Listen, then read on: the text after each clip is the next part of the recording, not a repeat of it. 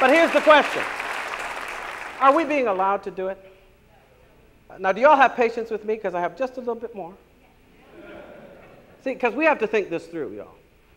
We have to think it through carefully. And what do I mean? In the old Soviet Union, they actually had elections. They did. No. They had elections. They had elections in which people, 99%, would turn out. They had elections, people going to the polls, electing different people for offices and so forth. Now, there was one small problem with these elections. Every single candidate that was offered in those elections had been carefully vetted by the party bosses. And so, though you might have a choice between Igor over here and Nikita over here, Igor and Nikita were both of them loyal lickspittles of the Communist Party. They were both of them people who had proven that they were going to be good and faithful troops adhering to the party line. They were people who offered no real alternatives, no real hope of any kind of difference with anything that might be wrong with the party and with the party bosses and with the party's performance. How real are those elections? Are people really making a choice when all the choices have been determined for them?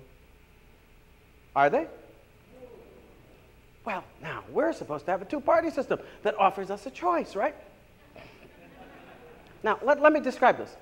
It's happening right now. It's happening right here in the 4th Congressional District, where the party bosses select this one. This one is our guy. This one is the one who's going to do what we want, who's going to be loyal to us, who's never going to stand up to us, never going to bother us, going to bring us those things we need to maintain our power and to maintain our situation. And this is the guy we want. And everybody's got to bow down and worship this guy and say that this guy is the best, or else.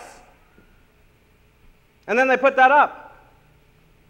And then someone else comes along who is actually speaking for people who have supported the party loyally when it's promised to do X, Y, and Z, voted it into office time and again, refused to come back when they betrayed them, and are now looking for some leadership that might stand in the gap while we defend and restore the liberty of our people and the sovereignty of our Constitution and the people who wrote it.